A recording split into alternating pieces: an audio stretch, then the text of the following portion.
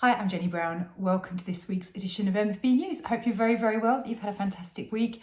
And for those of you who partake, I hope you had a really fantastic Guy Fawkes night as well. In terms of what we've got for you this week, so we're going to do our usual wrap up of what's been happening with lender pricing. We're going to talk a bit about what's been happening with swap rates and also what happened with base rate last week for those of you who haven't caught up on that particular bit of news yet. We're then going to delve into a really interesting report actually that I've received, which talks about rental yields and how various areas are performing. And it's fairly granular in terms of performance by region. So we're going to talk a bit about that.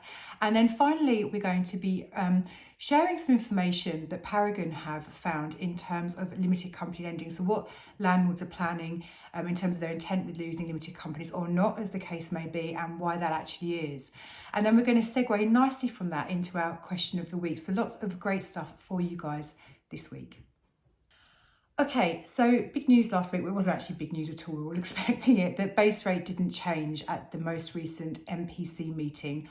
Why was that? Because actually the MPC felt that despite inflation not coming down in the previous month, they still felt that the great reduction in the preceding month was big enough to kind of give them comfort. And actually there's very much a high expectation that when we receive the inflation data for October, which we received mid-November, that should show a fairly sharp downward step on inflation as well. So the MPC have got together and they're feeling kind of, I wouldn't say good about inflation, but they're feeling that things are in a much better place.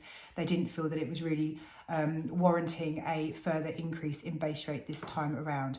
So that was good news. Now, in terms of how the money markets reacted, I think on the day that the MPC met and released their news about no base rate change, the money markets just kind of went, we already called that one. But actually what we have seen, rather than a kind of big step down on the day, is a steady decline actually, which is lovely in terms of swap rates. Now things have kind of largely settled.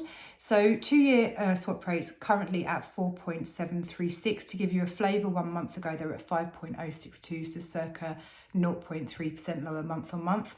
And on 5-year swap rates, very, very similar story. So they're at 4.229. I mean, I know it sounds crazy, but I've been absolutely relishing the day when I can tell you that swap rates are, 5-year swaps are below 4%, and it feels like we're starting to really get to that kind of level now. So it's really, really nice.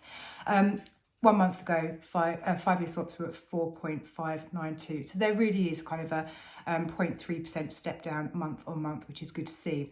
So how's that app impacting mortgage lending rates? So actually the drop in swap rates only really came at the very back end of last week, very sort of late into Friday and then early on this week. So over the course of Monday and early Tuesday morning. So the lenders haven't had like a huge amount of time to react to this. However, we have still encouragingly seen a handful of lenders reduce pricing in the last week. So first up, we've seen Keystone Property Finance reduce their 2-year fixed rates by 0.1%. So their 2-year rates are now from 4.84%. Those eagle-eyed amongst you are going to know what I'm going to say next. Watch the arrangement fees, but Keystone do have a whole suite of products. So higher interest rates, but much lower arrangement fees as well. So something in there for everyone. Now, in terms of Keystone as a lender, definitely a specialist lender. So we're looking at limited companies, HMOs, multi-units, landlords with really sort of larger portfolios, 10 or more. And I think as a lender, they are they're amazing actually. So they're very, very commercially minded. They underwrite every single case on a very bespoke basis. They have some really experienced people working there. So they are able to get their heads around some of the stuff that your more kind of mainstream volume-based type lender probably wouldn't be able to. So for example, broken freeholds. This is where you own, an obvious example, this would be a freehold of flats or block of flats. A couple of those units, for example, have been sold off to totally third parties. This is called a broken freehold. So where you are taking a freehold building with more than one self-contained unit within it, but some of those units have been sold off to third parties and on long leases. So most lenders actually won't lend on those. Keystone are one of the very few that can, which is fantastic. They can do trading companies, they can do day one remortgages. And one of the other things that I really like about them is when they're lending to limited companies, they take PGs only from the directors, they ignore the shareholders, and they don't mind how many shareholders there are either. So some really niche stuff in there, which really kind of, I think, illustrate the very kind of specialist type of underwriting that Keystone are able to offer to their borrowers. Now, we've also seen Landbay make reductions of also 0.1% across their 5-year range, this fixed rate range this time. So Keystone was across across their 2-year fixed rates, Land Bay across their 5-year fixed rates. Now, Land Bay have launched something quite interesting if you're massively a mortgage nerd like me recently, which is what they're calling their AVM range, so automatic valuation modelling range. So this is where, rather than sending out a surveyor to the property to value it, they actually will do kind of essentially a remote valuation. Now, we did see quite a lot of lenders leaning on these during lockdown when it was either impossible or very hard for valuers to go and inspect properties. Now, not every lender is able to do remote valuations because of the way that they're funded. It's very, very long and boring. But some lenders can do this and some can't. So those lenders who were able to offer this kind of approach during COVID did so, and have pretty much gone back to pre-COVID ways. They broadly do want a valuer to go out and inspect a property. Now, Land Bay are a specialist lender. One of the lenders who would ordinarily be expected to have a valuation report on file for when their loan book is securitised. But actually they've been able to negotiate a range of products where they can offer potentially AVM, so remote valuation. So why do landlords particularly like these? First of all, it can really expedite the mortgage application process. So rather than waiting for a date to a valuer to come out, it can mean that actually things happen a lot faster. The second thing is because the AVM is done on computers, it tends to be quite fast. So this can kind of expedite things in the other direction, as it were, as well. And I think also, as much as speed is really important to people, nobody wants a mortgage application that's going to go on forever. The other thing is that I think there is a school of thought that sometimes, not always, definitely not always actually, but some people are of the opinion that if you get an AVM, you may get a more favourable valuation. Now, I personally don't hugely agree with this, because what if the data that the lender is basing their AVM on, which will be based on sold prices like any valuer is going to do if he physically goes and inspects the property, or she, I shouldn't be sexist, but so they're going to be using the same data to back up the numbers they come up with. But what if the property that you're bringing to the market is superior to the ones which are being used as comparables? It's very hard to know that from just doing a street view search, and doing some land registry search in terms of sold prices. So it can work in many great ways, and there's a real place in the market for it. But I think actually some people kind of maybe overestimate the value in terms of AVMs, which can bring to how much their properties are valued at. Now, we've also seen foundation home loans make reductions to their limited edition products. So these are now starting from 5.84%. Benefits for these new products, they've reduced free valuations, no application fees, which is really nice to see. However, just keep in mind that these 5.84 type rates still come with those larger arrangement fees. And again, they have a whole range of products available, so higher interest rates with lower fees to kind of meet everybody's need. And then we've lastly seen Fleet announce today that they're reducing their rates by up to 0.2% across all of their fixed rate options. So these are the really specialist lenders. So again, as I mentioned earlier with Keystone, HMOs, limited companies, multi-units, landlords with really large portfolios, those types of lenders. We've only had really a couple of updates from the more high street type lenders, the sort of more straightforward, simple, what we affectionately are mortgages for business. I don't think it's a kind of widely recognised term, vanilla lenders. So we've seen Coventry announce they're reducing their rates. They haven't told us how much by. We simply know that in the next couple of days there's going to be a reduction on pricing. So if you are in the market for a mortgage and you're thinking about using the Coventry, don't apply today, hold fire, just give it a couple of days because their rates are about to come down. Okay, now moving on to rental yields. Now, Fleet Mortgages have released their latest iteration of its buy-to-let barometer, which covers off Q3 2023. Now, essentially what Fleet have done is they've dug into the data that they've received or garnered from all the various mortgage applications during that quarter, covering people applying for buy-to-let mortgages in England and Wales, which is where Fleet lend, incidentally. And they've gone through and calculated the average rental yields. So in terms of their data, the first really interesting point to note is that they believe that the average rental yield across England and Wales has increased to 6.9% from 5.9% quarter on quarter. So a big up step there. In terms of performance, in terms of yields, no great surprises. So the weakest performing region is Greater London, 5.6%. We've got the East Midlands, 6.1%, and the South East more broadly at 6.2%. Top performers are The northeast, 9.1% rental yield. I mean, there's people with HMOs who are getting a lot less than this. That's just incredible. The northwest at 7.6% and the West Midlands at 7.5%. In terms of regions which have experienced the greatest year-on-year change, so not quarter-on-quarter, but year-on-year now, West Midlands and East Anglia have both achieved an increase of 1.3% and the South East of 1%. So really just to give you a flavour of how things are continuing to perform and also improve in terms of yield across England and Wales. Now, in terms of why this is happening, Fleet have commented that it's the same underlying factors continuing to drive rental yields, namely an increased demand from tenants, a shortage of available supply, plus a continued dip in house price levels. So really just coming back to my message from previous week. So if you're an investor, largely what drives landlords' investment strategy and also desire to invest in the first place is yield. So if I put this much money into this property, how much do I get back from it? A bit like kind of almost weighing up savings account returns, it's that kind of thing. And always, the message is very much this, really echoing what Fleet have said. Rental yields are continuing to increase. There's a dip in house prices. And so those two things combined just simply drive up the yields. And, reading across the piece in terms of all the various experts in the industry, there is no plans or no expectations this is going to kind of stop, at least for the next few years. Now, our friends at Paragon have released a really interesting report, which is all about landlords who are considering incorporating their portfolio, i.e.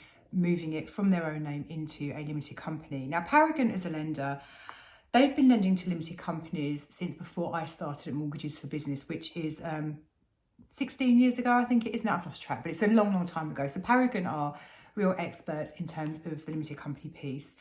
They are very, very strong. They do huge amounts of lending in this space. I would say they're probably, I would imagine, I don't think there's been data to prove this actually, but I would imagine they are the largest limited company lender in the UK, although I could be wrong on that point.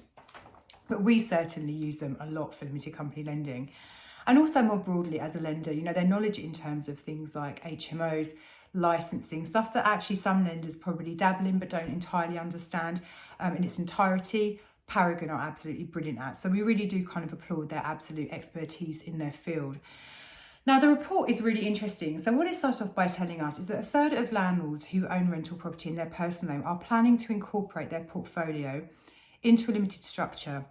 Now, the full report was called The Rise of the Limited Company Landlord, and it found that 33% of those with rental property in their personal name intend to incorporate within the next 3 years. But this was the bit that was more interesting to me actually. 37% said it was unlikely they would transfer their properties into a limited company structure. So why are these people thinking that actually using a limited company is not for them?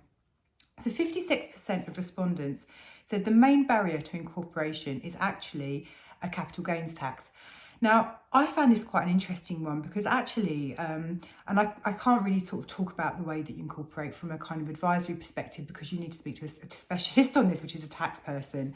But I do think that actually a lot of people who have maybe written off incorporation because of the tax or the perceived tax issues maybe haven't quite found the right tax advisor and got the right advice. And what I'm not talking about is these kind of hybrid structures that we may have seen news about where a lot of people are feeling incredibly anxious at the moment. What I'm talking about is proper incorporation. So moving on from that for a moment. So the next reason that people aren't willing to incorporate or not really keen to do so is 36% of them feel that there is a lack of information available on how to do it. And then lastly, 26% are saying that there's fewer mortgage options available. So just to kind of debunk those two.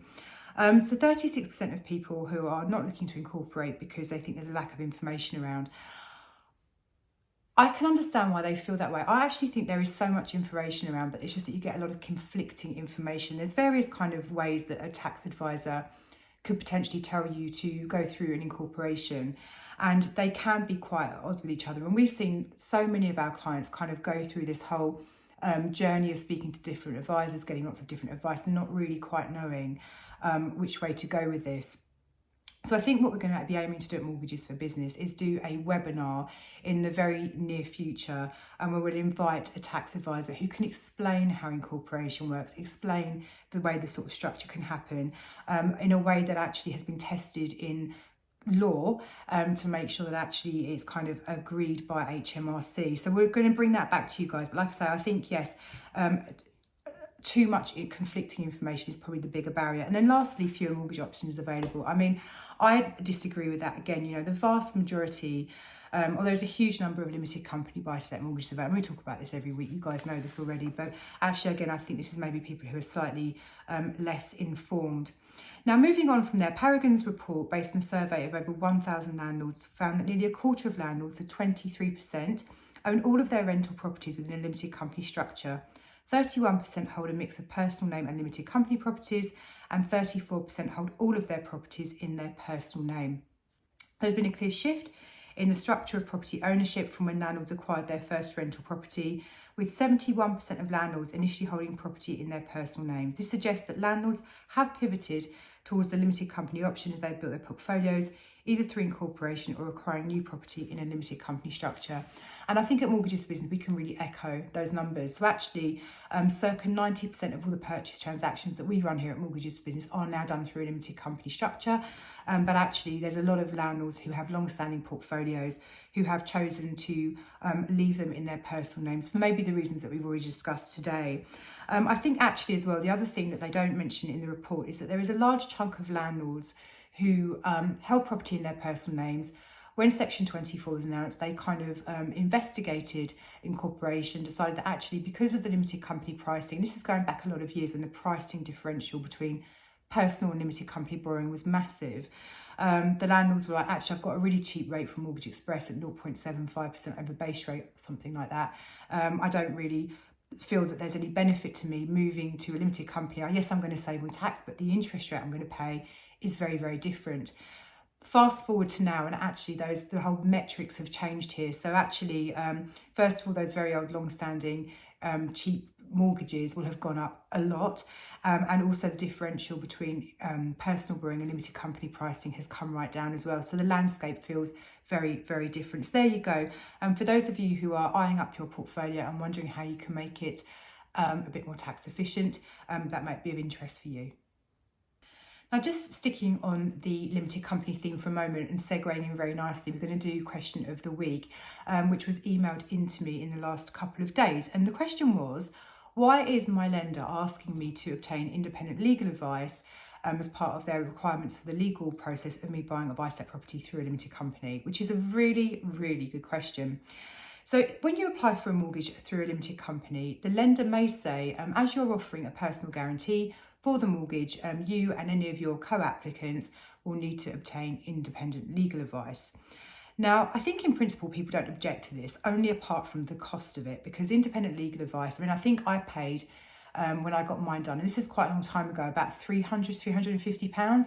So if there's 4 of you on a mortgage application, you can see how the cost of this can escalate quite quickly.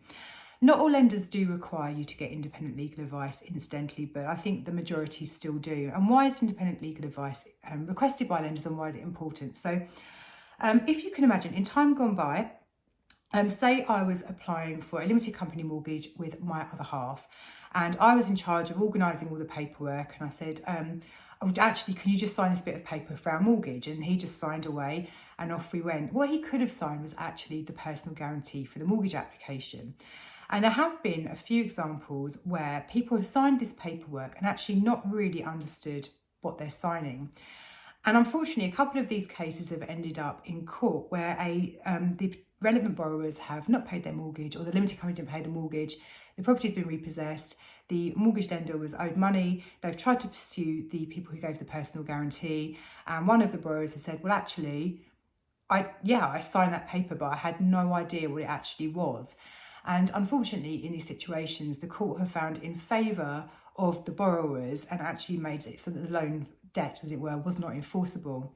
So what the lenders are very, very, very keen to ensure, understandably, is that actually it can be really demonstrated that when people sign a personal guarantee, they absolutely understand what this means for them. So it does mean that you are personally liable for any kind of shortfall which would be owed to a bank if the property was repossessed.